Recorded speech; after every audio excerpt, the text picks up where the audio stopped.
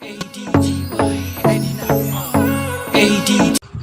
friends, welcome to my channel. Today I am going to deal with section 43 of the Transfer of Property Act, that is transfer by unauthorized person. You have to pay close attention to this word, unauthorized.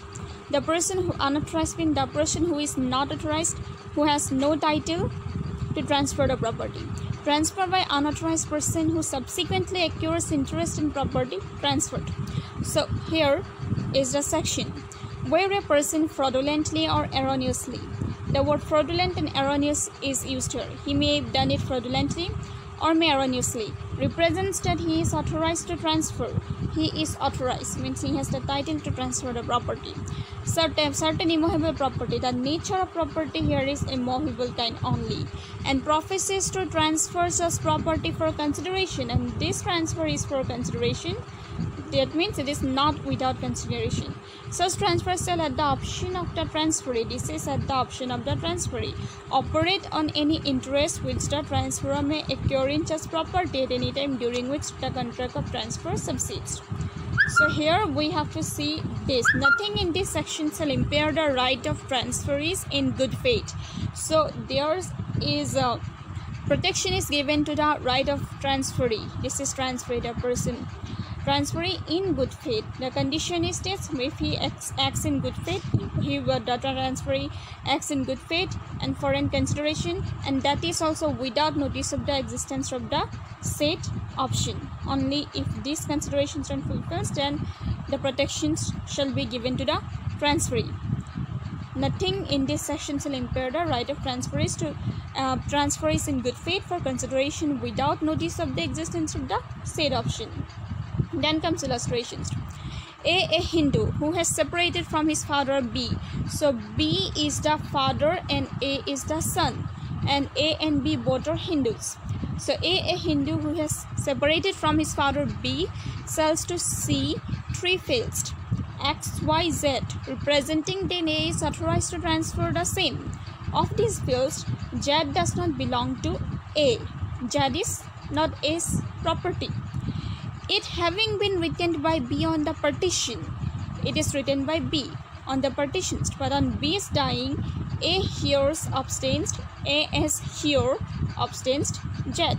C not having resigned the contract of sale, not having resigned, may cure A to deliver Z to him.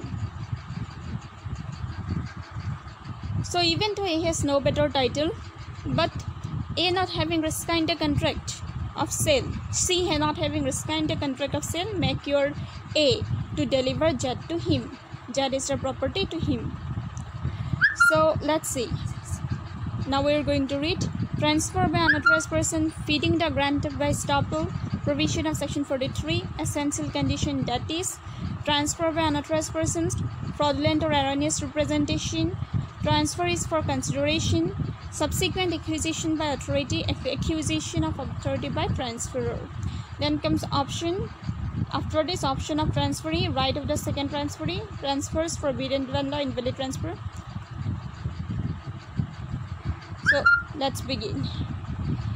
Transfer by unauthorized person, feeding the grant by estoppel. A person who has no title or interest, the person, okay, who has no title or interest in an immovable property, the nature of the property is immovable, cannot transfer that property. He cannot transfer that property. If he does so, the transfer is by an unauthorized person. This section provides that if a person having no authority professes or agrees to transfer an immovable property, he is stopped from denying the transfer when he subsequently acquires authority. When he subsequently acquires authority, as we have seen in illustrations here, so when he subsequently acquires authority, he is stopped from denying the transfer when he subsequently acquires authority. The law incorporated in section 43 is based on the following two principles: the common law doctrine of estoppel by deed, and then equitable principle that if a person promises more than he can perform, he must fulfill the promise when he gets ability to do so. So he cannot deny subsequently. Where a person has no right to transfer a property, he should not agree or profess to transfer any interest in it. because he has no right to transfer, no title or no interest. Transfer of interest in land is known as creation of grant. Transfer of interest in land is known as creation of grant. In other words, in the absence of authority for transfer, the transferor should not have created any grant in respect of that property. If he subsequently acquires the right to transfer the property, how can he be allowed to go back from his earlier grant? Equity and law does not permit him to deny his earlier statements. Thus, he will be stopped, excluded or stopped. So, stop means excluded or stopped from going back what he promised or granted earlier. Therefore, he cannot avoid the transfer because of his own earlier grant, which he created by misrepresenting his right, misrepresenting by fraudulently or erroneously. In other words, he is stopped from denying the transfer subsequently. His estoppel is backed by or is supported by his own earlier grant. Accordingly, the law laid down under this section is known as English law as the doctrine of fitting the grant by estoppel. In this situation, above the estoppel of the unauthorized transfer is threatened by his own commitment, i.e., creation of interest. So, as we have already mentioned, the law incorporated in section 43 based on the principle of equity, and it is based on the maxim of equity, that equity regards that as done which ought to be done. When the transferor professed or agrees to transfer an interest without authority, his act is unjust and against the principle of equity. After this, we are going to read conditions for application of section 43. These are the conditions. Number 1 is transferor is an unauthorized person. Unauthorized person means he has no title, no authority to transfer the said. No title, no authority, and no right to transfer the property. There is fraudulent and erroneous representations. Fraudulent, the representation which is fraudulent and erroneous by the transferor regarding his right to transfer. It means the transferor shows the transferee that he has the title and the right to transfer the property. And the transfer is for consideration, that may be on the money consideration. So the transferor subsequently acquires authority for the transfer, and the transferor subsequently acquires authority. The last in condition is very important. The transferor, the person who transferred the property, subsequently at the later date acquires authority for the transfer, acquires the authority, because previously he had no authority to transfer, but he transferred the property, and subsequently he acquires the authority to transfer the same. So he is stopped from denying what he already did previously.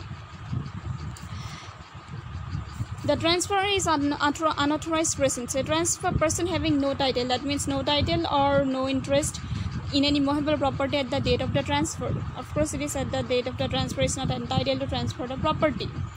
If you transfer the property without authority, the transfer is by an unauthorized person. In the eyes of law, such person cannot pass on any legal title or interest in respect of property transferred by him. Then the second point is fraudulent or erroneous representation. He fraudulently or erroneously represented himself having the title to transfer the property. Title, right to transfer the property. There must be erroneous or fraudulent representation by the transferor regarding his authority to transfer the property. In the absence of such representations, this section does not apply. Misrepresentation may be either oral or in writing. These points are important. Only these points are important. Misrepresentation may be its representation. So generally, fraudulent and erroneous representation equals to misrepresentation, and that misrepresentation may be either oral or in writing. It may be also in the form of silence or inactivity. Silence or inactivity, oral, writing, silence or inactivity of the transferor. The false statement may be made false statement, and that false statement may be made fraudulently or innocently. It may be erroneously and fraudulently. It is not necessary that wrong statement regarding title of the transfer has been made intentionally. Innocently means there is no intention, and fraudulently means there is intention, of course. But it may be, we have found the word erroneous and innocent. It may imply no intention at all. So intention is immaterial. Transfer has made intentionally. Statement regarding, not necessary that the wrong statement regarding title of the transfer has made intentionally. That means intention is immaterial. It may also be by mistake, as we have found the word erroneous and innocent. It may be also by mistake, but it is necessary that misrepresentation is in respect of the transferor's authority to transfer the property. In respect of what? It relates to the transferor's authority to transfer the property. If the transferor misrepresents his capacity, such as age or state of mind, this section cannot apply because it do not relate to the title. authority of the transfer. It only misrepresentation in regards to the age and state of mind. That's why it is immaterial. It must relates to the transfer authority. Then comes what? For example, if a minor makes false representation that he is an adult, this section shall not apply. In other words, section 43 is applicable only to such cases where the transferor is authorized person for want of title. It does not denote transferor's want of capacity. Capacity and title both are different things. Apart from this, it is important that this section does not impose upon the transferee any duty of the transferee to make reasonable inquiry about the title of the transferor.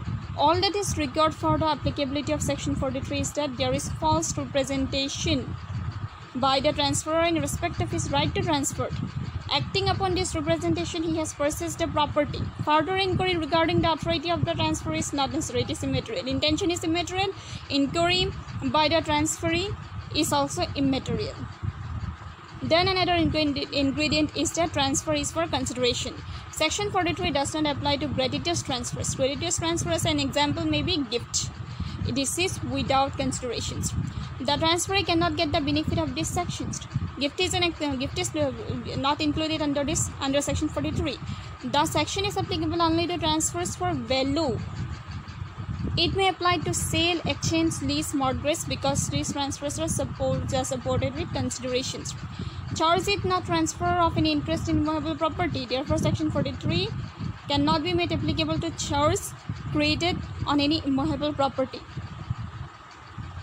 Another condition is subsequent acquisition of authority by transferor. The transferor must subsequently acquire title or interest in the property. The transferor must, this is very important, which he has professed to transfer earlier. Transferor may acquire authority for the transfers by legal method. He may acquire title or interest in property either by transfer inter vivos, it may be gift or may be operation of law. Transfer inter vivos is not gift, or it may be by operation of law. Inter vivos or by operation of law. Inter vivos means contract between living person, operation, two modes are there. So thus he may either obtain the property by purchase, gift or exchange, any mode, any method. He may also obtain the property through inheritance or under a will, which is of course by operation of law. This is an example by operation of law, inheritance or under will. The transferor may have defective or incomplete title in property which subsequently becomes perfect. Subsequent word is used here, and at a later date it becomes perfect. The subsequent acquisition of property may also be in the form of subsequent allotment to the partner of a property transferred by him as exclusive owner before allotment. But section 43 is not applicable to the involuntary transfer like auction sales by order of the court. It is not applicable in those cases. It may be by operation of law or by transfer inter vivos, but here it is auction sale is not included in this section 43. Therefore, auction purchaser cannot revoke the provisions of the sections for his benefit. This is excluded. That's also very important. Another point is that this section is applicable also to those cases where the transferor had lesser interest than he had transferred. Subsequent endorsement of lesser or in limited interest will also be treated as subsequent acquisition of property. For example, this is also very important. Then another point is operation of transferee. Under section 43, the property does not pass on automatically to the transferee. If the essential conditions for the application of this section are fulfilled, the transferee may compel the transferor to pass on the title to him.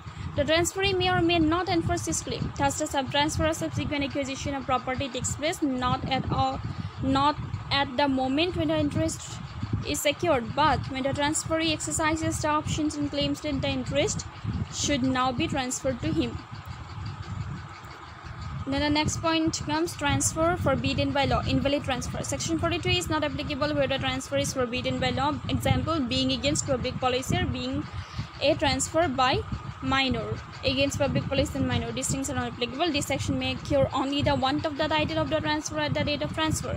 Where the transfer is void ab initio, these sections cannot apply even if the transfer subsequently occurs, right? Because it is void ab initio, that means void from the very beginning and from its very inception. Thus, where the transfer is void because the transfer was minor at the date of the transfer cannot invoke the provision of the section. It has no applicability in case of invalid transfers. The invalidity may be due to being against public policy or minority. So then, as regards section 43 and 41, section 43 does not require, as distinguished from section 41, that the possessor should take care and act with him. Possessor should take care and act in good faith to see that his transferor had the power to transfer. Even if it were so, there was no finding that the possessor knew that his transferor had no interest in the property, so it is immaterial. So this is the doctrine under English law. Under English law, the doctrine of feeding the grant by estoppel is an application of equity, bringing about an equitable state on acquisition. Under Indian law, no equitable state is created, but it gives right to an obligation. It may be noted that under English law, when the transferor subsequently acquires an interest sufficient to satisfy the grant, the state passes on without any act of the transferor or transferee. In India, the subsequent acquisition of authority of transfer by the transferor does not pass on that idea automatically to the transferee. He has to exercise his options. The transferee has to exercise his options. So this was all about section 43 of the Transfer of Property Act 1882. Thank you. Thanks for watching. Please subscribe to my channel if you like it.